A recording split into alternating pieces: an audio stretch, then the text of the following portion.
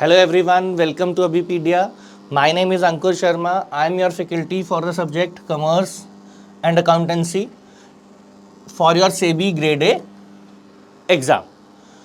आज हम क्या डिस्कस करेंगे? आज हम डिस्कस करेंगे कि हमारा सिलेबस क्या है और उस सिलेबस को हम कैसे कर सकते हैं और कुछ किस तरह के क्वेश्चन आते हैं, मतलब उनका लेवल ऑफ डिफ़िकल्टी जो है कैसा होता है और किस इस टॉपिक में से बेसिकली क्वेश्चन आते कितने हैं, जो आजकल का ट्रेंड है, या कितने आ सकते हैं। तो ऐसा कुछ हम डिस्कस करेंगे। तो आगे स्टार्ट करने से पहले देखो, यू कैन सी कि ये बच्चे हैं जिन्होंने, हमारे स्टूडेंट्स हैं जिन्होंने काफ़ी अच्छा परफॉर्म किया है ना। जो 2022 में जो एग्ज़ाम हुआ था आपका 2 साल पहले, उसमें अच्छा परफॉर्म किया है।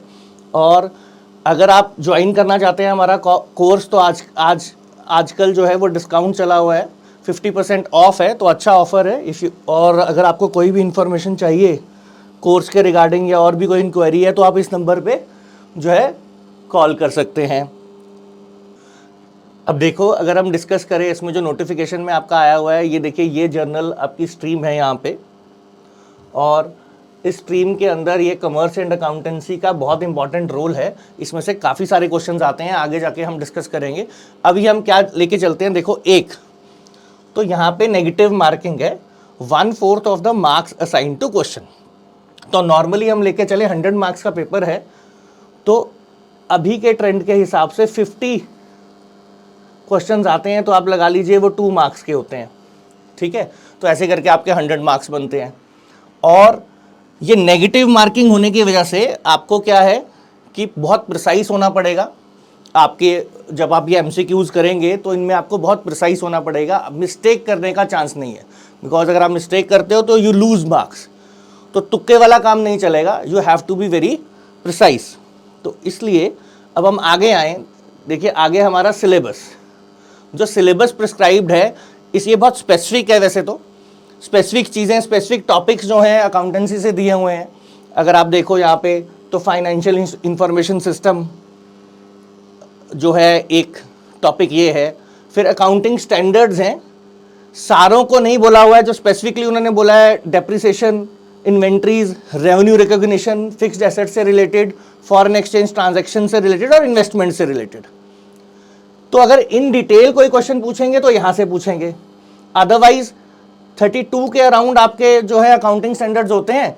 तो पता तो आपको होना चाहिए कि कौन सा अकाउंटिंग स्टैंडर्ड जो है वो किससे रिलेटेड होता है। वो इन डेप्थ नहीं आएंगे, बिकॉज आप ये कह सकते हैं सिलेबस में प्रिस्क्राइब्ड है। फिर cash flow, fund flow, financial statement, फिर आपका शेयर कैपिटल है, ट्रांजैक्शन जिसमें बोनस शेयर्स और राइट शेयर्स इंक्लूडेड हैं। फिर एम्प्लॉई स्टॉक ऑप्शंस है, बायबैक ऑफ सिक्योरिटीज है, preparation and presentation of company final accounts है। तो इसी सिलेबस को थोड़ा सा और अगर हम डिटेल में थोड़ा और डिटेल में कर लेते हैं कि क्या कैसे कैसे कौन कौन सी चीज़ आएगी। अब जो वो सिलेबस है उसको मैंने क्या किया, देखो, उसको मैंने आपके लिए 2 हिस्सों में बांट दिया। ये जो है अकाउंटिंग फॉर शेयर्स आ गई, बोनस शेयर, राइट शेयर्स हो गए, कैश फ्लो, फंड फ्लो है ना, financial statement, company final accounts, employee stock options, buyback of securities.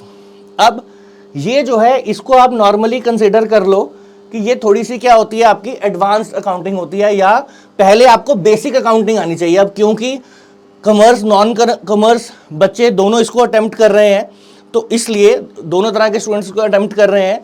तो अगर तो आप कॉमर्स बैकग्राउंड से हो तो आपको ये चीज़ें, journal, ledger, trial balance, trading, profit and loss, balance sheet, है ना, इन चीज़ों के बारे में, इस सिस्टम के बारे में, इस अकाउंटिंग साइकिल के बारे में आपको काफ़ी नॉलेज होती है, बिकॉज आप कॉमर्स बैकग्राउंड से हैं।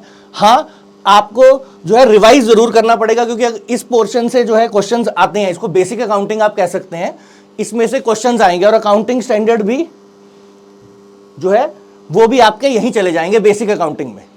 तो ये बेसिक अकाउंटिंग अगर आपको नहीं आती है तो इसको जो है आप नहीं अच्छे से कर सकते हैं।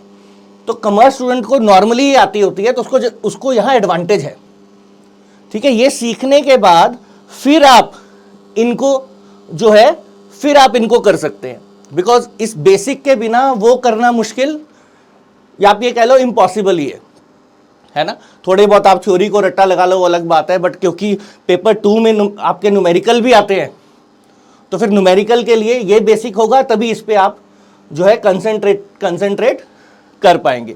तो ये आपका जो सिलेबस है, इसमें आपको ये ध्यान रखना है कि अगर आप नॉन कॉमर्स है तो पहले आपको ये अच्छे से आना चाहिए, अकाउंटिंग स्टैंडर्ड्स और कंसेप्ट्स, है ना, जो बेसिक अकाउंटिंग है वो अगर आपको अच्छे से आएगी। और दूसरा ये भी नहीं है कि जैसे क्वेश्चन इसी से नहीं आएगा, यहाँ पे क्या है, जब अब मैं आगे चलूंगा आपको बताऊंगा, तो जो क्वेश्चंस आ रहे हैं वो ऐसा नहीं कि बेसिक अकाउंटिंग से ही आ रहे हैं, क्वेश्चंस जो है इवनली डिस्ट्रीब्यूटेड आ रहे हैं, मतलब हर एक टॉपिक टच हो रहा है।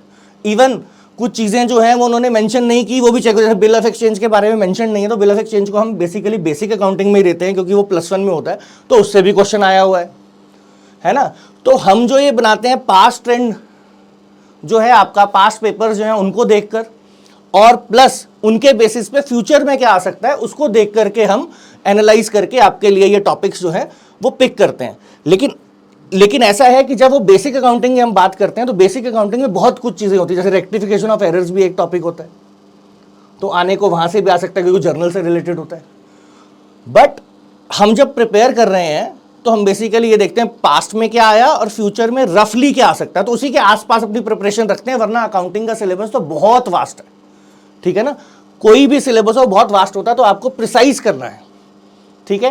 तो जो इसका क्रक्स है या नटशेल है वो ये है कि आपको इस पे कंसंट्रेट करना पड़ेगा। अगर आप नॉन कॉमर्स हैं तो खास करके करना पड़ेगा क्योंकि उसके बिना ये नहीं कर पाएंगे, और अगर आप कॉमर्स वाले हैं तो इसका भी थरो रिवीजन करना पड़ेगा क्योंकि आप काफ़ी चीज़ें भूल चुके होंगे, काफ़ी अकाउंटिंग स्टैंडर्ड के बारे में, कई रूल्स, कई छोटी मोटी बातें, बिकॉज एमसीक्यूज में क्या होता है ना, वो कहीं से भी पूछ लेते हैं, तो इसको भी आपको थरो रिवीजन देना पड़ेगा, then you can come to these topics, ठीक है जी। अब आगे चलें तो थोड़ा सा हम ये देख लेते हैं कंपैरिजन फेज 1 और फेज 2 में क्वेश्चंस में क्या डिफरेंस रहता है। देखो सिलेबस तो सेम है, फेज 1 में भी वही आना है, फेज 2 में भी वही आना है, syllabus is same, but difference क्या है आपका फेज 1 के क्वेश्चन में और फेज 2 के क्वेश्चन में, ये थोड़ा सा हम देख लेते हैं।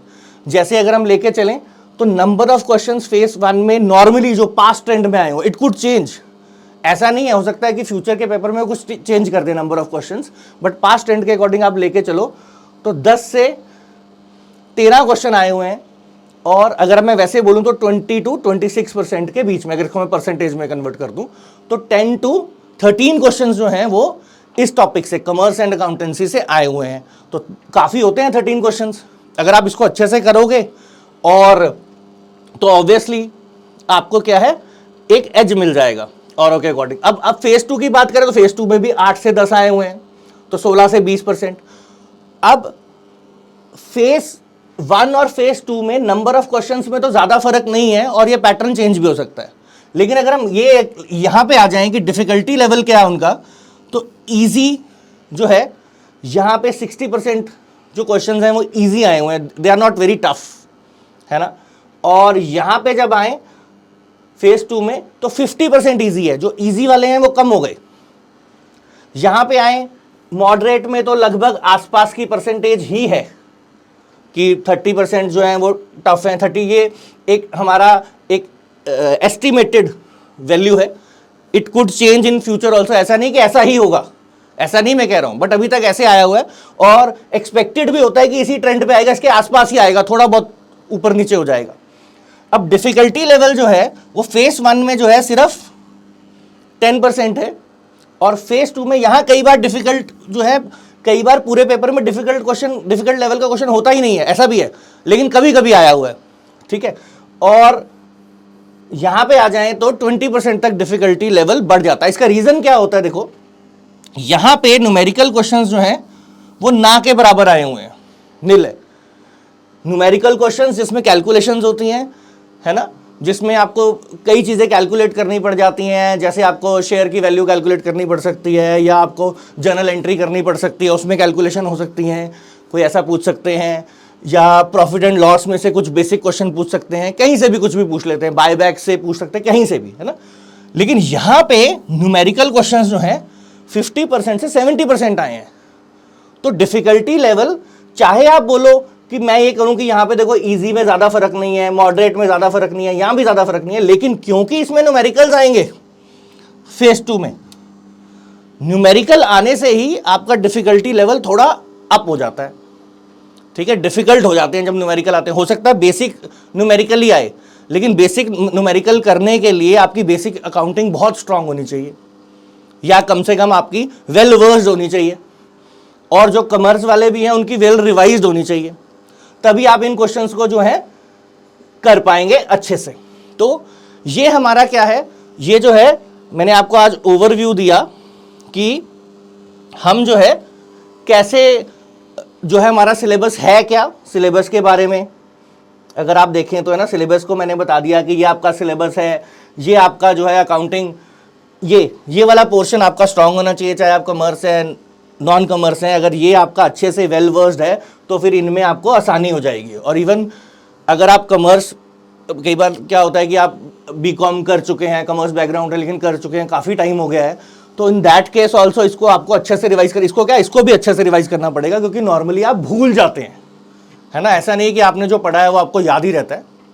प्लस उसमें आप क्या करते हो, सब्जेक्टिव करते हो, है ना, सब्जेक्टिव क्वेश्चन, यहाँ एमसीक्यूज आते हैं, तो एमसीक्यूज में आपकी प्रिपरेशन ही अलग तरीके से हो जाती है। तो इसलिए आपको ये ध्यान में रखना है हमेशा नटशेल में कि ये इंपॉर्टेंट है, ये जब आप अच्छे से कर लेंगे तो ये आप अपने आप ऑटोमेटिकली जो है आप कर पाएंगे। तो आज के सेशन में इतना ही था, आगे भी फ्यूचर में मैं आपके लिए कुछ ना कुछ लाता रहूँगा, तो you should keep joining, you should join Abhipedia, है ना, you should keep following us.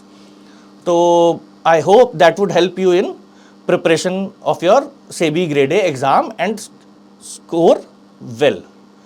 Thank you very much. फिर मिलेंगे।